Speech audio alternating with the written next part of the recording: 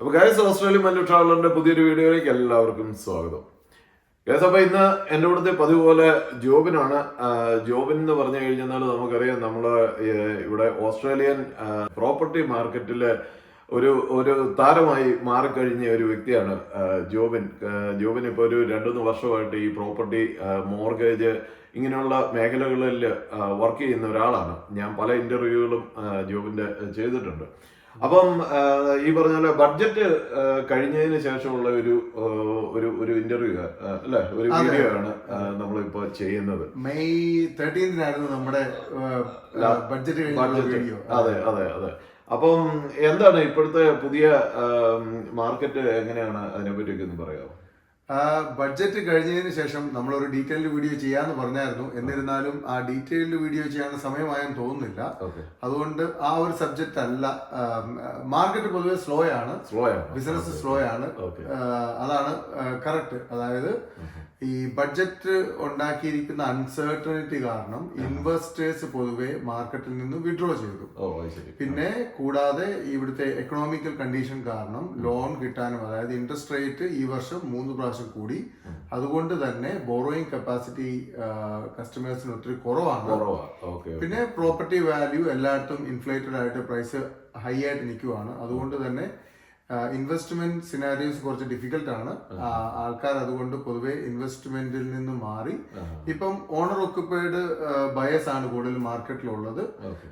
ഒരു buyers market ആണെന്ന് തന്നെ. അതെ അതെ. അപ്പൊ ഈ ഫസ്റ്റ് ടൈം ഹോം മേടിക്കുന്നവർക്കൊക്കെ ഒരു അനുകൂലമായിട്ടുള്ള ഒരു മാർക്കറ്റ് ആണോ ഇപ്പോൾ? തീർച്ചയായിട്ടും. ആ ഒരു മുമ്പ് ഉണ്ടായിരുന്ന ബഡ്ജറ്റിന് മുമ്പ് വരെ ഉണ്ടായിരുന്ന കോമ്പറ്റീഷൻ ഒരു 50 അല്ലെങ്കിൽ ഒരു 70% മാറി എന്ന് തന്നെ പറയാം. അതായത് ഇപ്പം ഒരു പ്രോപ്പർട്ടി വന്നു കഴിഞ്ഞാൽ ഒരു ഇൻവെസ്റ്ററും ഒരു ബയറും കൂടിയാണ് കോമ്പറ്റ് ചെയ്യുന്നിരുന്നെങ്കിൽ എസ്റ്റാബ്ലിഷ്ഡ് പ്രോപ്പർട്ടിക്ക് ആ ഇൻവെസ്റ്റർ അവിടെ നിന്ന് മാറി ഇപ്പോൾ ഉള്ളത് നമ്മുടെ ഓണർ ഒക്യുപ്പൈഡ് മേടിക്കുന്ന ആൾക്കാർ മാത്രമേ ഉള്ളൂ. ആ ഒരു സിനാരിയോ വന്നതുകൊണ്ട് ഫസ്റ്റ് ഹോം ബയേഴ്സിന് ഒത്തിരി ബെനിഫിഷ്യൽ ആണ്.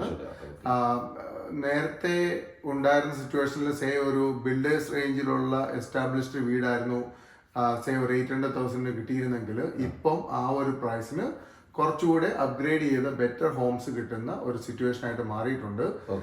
ഞാൻ എന്റെ കസ്റ്റമേഴ്സിനെ എല്ലാവരോടും തന്നെ സ്ലോ ചെയ്യാനാണ് പറഞ്ഞിരിക്കുന്നത്. പിന്നെ അവരുടെ ആ ഒരു ഡ്രീം ഹോം, നല്ല വീട് കണ്ടെത്തുന്നവര് മേടിക്കുന്നുണ്ട്. ഇൻവെസ്റ്റേഴ്സിനോട് പൊതുവെ ഇപ്പൊ ടച്ച് ചെയ്യുകയെ ചെയ്തെന്നാണ് പറഞ്ഞിരിക്കുന്നത്.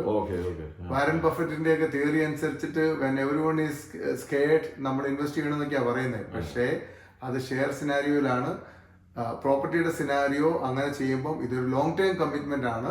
അതിന് ഓൺ ഗോയിങ് കോസ്റ്റ് ഉള്ളത് കൊണ്ട് ഞാൻ ആ സിനാരിയോ ആരോടും റെക്കമെൻഡ് ചെയ്യാറില്ല.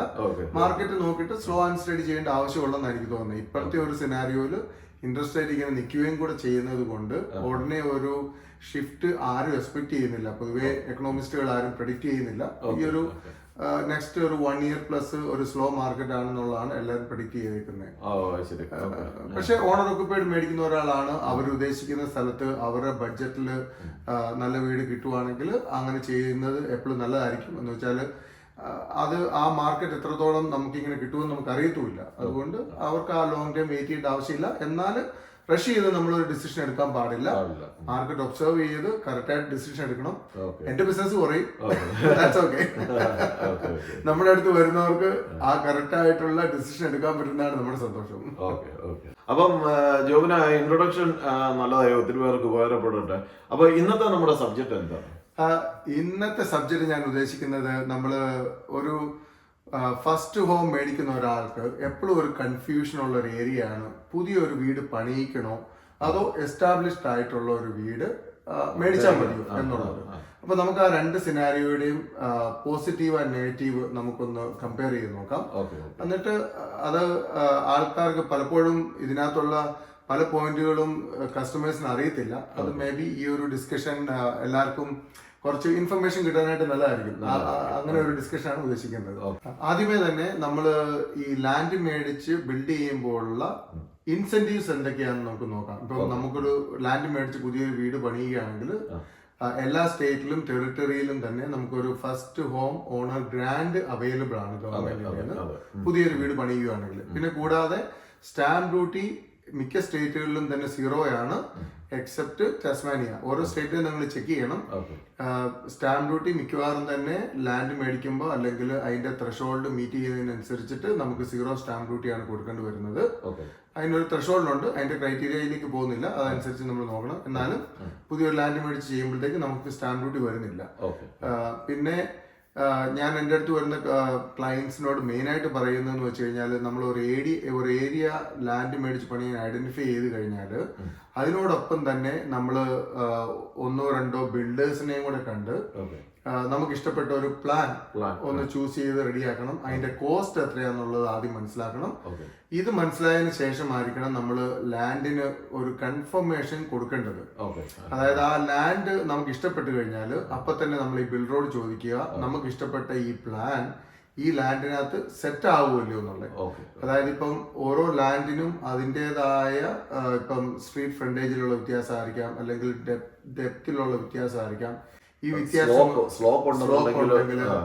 അങ്ങനെ പല ഫാക്ടേഴ്സ് ഉണ്ട്. അപ്പൊ നമ്മൾക്ക് ഇഷ്ടപ്പെടുന്ന ഒരു പ്ലാന് ചിലപ്പോൾ ഒരു നമ്മള് കാണുന്ന ഒരു ലാൻഡിൽ സെറ്റ് ആകണം, ഫിറ്റ് ആകണമെന്നില്ല. അപ്പൊ ആ ലാൻഡിന് ഒരു കൺഫർമേഷൻ കൊടുക്കുന്നതിന് മുമ്പ് നമ്മൾ ബിൽഡറുമായിട്ട് സംസാരിക്കുക, ഇതിവിടെ ഈ ലാൻഡിൽ ചെയ്യാൻ പറ്റൂല എന്നുള്ളത്. അവർക്ക് അത് നോക്കിയിട്ട് നമുക്ക് അതിന്റെ ഗൈഡൻസ് തരാൻ പറ്റും. അതിനുശേഷം മാത്രമേ ഉള്ളൂ നമ്മൾ ലാൻഡ് കൺഫേം ചെയ്യാവുള്ളൂ. പിന്നെ ലാൻഡ് മേടിക്കുമ്പോൾ നമ്മൾ ഒത്തിരി പോയിന്റുകൾ നമ്മൾ കൺസിഡർ ചെയ്യണം. അതിനകത്ത് പ്രധാനമായിട്ടെന്ന് പറയുന്നത്, ഒരു ലാൻഡ് മേടിച്ചു കഴിഞ്ഞാൽ അതിനകത്ത് ഉണ്ടാകാവുന്ന കൺസ്ട്രക്ഷൻ കോസ്റ്റിലുള്ള വ്യത്യാസമാണ്. അതായത് ഇപ്പൊ ലാൻഡ് ലെവൽ ലാൻഡ് ആണോ അല്ലെങ്കിൽ സ്ലോപ്പുള്ള ലാൻഡ് ആണോ? സ്ലോപ്പുള്ള ലാൻഡ് ആണെങ്കിൽ സൈഡ് കട്ട് പ്രിപ്പറേഷൻ ഇതിനെല്ലാം കോസ്റ്റ് ആയിരിക്കും, നല്ല കോസ്റ്റ് വരും. റീറ്റെയിനിങ് വോൾ വേണം. പിന്നെ കൂടാതെ വരുന്നത് എന്ന് പറയുന്നത്, ഇപ്പം ഫ്ലഡ് ഓവർലേ ഉള്ള ഏരിയ ആണോ, ബുഷ് ഫയർ ഓവർലേ ഉള്ള ഏരിയ ആണോ, ഇതിനൊക്കെ അനുസരിച്ചിട്ട് കൺസ്ട്രക്ഷൻ കോസ്റ്റിൽ ഡിഫറൻസ് ഉണ്ടാവും, അല്ലെങ്കിൽ കൺസ്ട്രക്ഷൻ കോസ്റ്റ് കൂടുതലായിരിക്കും. പിന്നെ ഇപ്പൊ ഒരു എസ്റ്റാബ്ലിഷ്ഡ് അല്ലെങ്കിൽ ഒരു പുതിയൊരു എസ്റ്റേറ്റ് ആണെങ്കിൽ അതിനകത്ത് മേടിക്കുമ്പോൾ നമുക്ക് കുറച്ചുകൂടെ ക്ലിയർ ആയിരിക്കും, ഡേറ്റാസ് നമുക്ക് കുറച്ചുകൂടെ അവൈലബിൾ ആയിരിക്കും. അത് റെഡി ടു ബിൽഡ് ആയിരിക്കും മിക്കവാറും തന്നെ. പിന്നെ ബിൽഡേഴ്സിനും അങ്ങനെയുള്ളടത്ത് ഈസി ആയിട്ട് ഇൻഫർമേഷൻ അവൈലബിൾ ആയിരിക്കും. ഇപ്പം അവരവിടെ വേറെ ചെയ്തിട്ടുണ്ടെങ്കിൽ ആ ഏരിയയിൽ റോക്ക് ഉണ്ടോ, അല്ലെങ്കിൽ ഇപ്പൊ നമ്മൾ എക്സ്കവേഷൻ ചെയ്യുമ്പോഴത്തേക്ക് റോക്ക് ഒക്കെ ഉള്ള ഏരിയ ആണെങ്കിൽ നമ്മൾ അണ്ടർഗ്രൗണ്ട് പ്ലംബിംഗ് വർക്ക്സ് ചെയ്യുമ്പോൾ അതിന് വേണ്ടിയിട്ട് കോസ്റ്റ് കൂടുതലാവും. അപ്പൊ അതൊക്കെ ബിൽഡറിന് നമുക്ക് ഇത് ചെയ്യാൻ പറ്റും. അപ്പൊ ബിൽഡറോട് സംസാരിക്കുമ്പോൾ നമ്മൾ ഓൾറെഡി സൈറ്റ് കോസ്റ്റ്, ഒരു ഫിക്സഡ് സൈറ്റ് കോസ്റ്റിൽ നമുക്ക് കോൺട്രാക്ട് സൈൻ ചെയ്യാൻ പറ്റും. അല്ലെങ്കിൽ എന്താ സംഭവിക്കുന്ന വെച്ച് കഴിഞ്ഞാൽ, ഇപ്പൊ റോക്കൊക്കെ ഉണ്ടെങ്കിൽ നമ്മൾ അഡീഷണൽ കോസ്റ്റ് $1000s നമ്മൾ സ്പെൻഡ് ചെയ്യേണ്ടി വരും. അപ്പം ആ ഒരു കാര്യം ലാൻഡ് മേടിക്കുമ്പോൾ നമ്മൾ മനസ്സിലാക്കി വേണം പോയി സൈൻ ചെയ്യാനായിട്ട്. നമുക്ക് ഒരു ലാൻഡ് കണ്ടു ഇഷ്ടപ്പെട്ടു എന്നുള്ളതിനേക്കാളും ഇതിന്റെ കോസ്റ്റ് എന്താവും എന്നുള്ളതിനെ കുറിച്ച് ഒരു അവയർനെസ് നമുക്കുണ്ടായിരിക്കണം. പലപ്പോഴും ആൾക്കാർ കാണുന്ന മിസ്റ്റേക്ക് എന്ന് വെച്ചാൽ അവർ ലാൻഡ് കാണും ഓടിപ്പോയി അഡ്വാൻസ് കൊടുക്കും. ഇത് പിന്നെ ആ ഒരു ലാൻഡ് കിട്ടിയില്ലെങ്കിലോ എന്നോർത്തു. പക്ഷെ അതല്ല, ഇതുമായിട്ട് ബന്ധപ്പെട്ട ബാക്കി പോയിന്റുകളോട് നമ്മൾ ചെക്ക് ചെയ്തിട്ട് വേണം ആ ലാൻഡിന് അഡ്വാൻസ് കൊടുക്കാനായിട്ട്. അപ്പം ഇതാണ് ഇന്നത്തെ ഒരു പോയിന്റ്.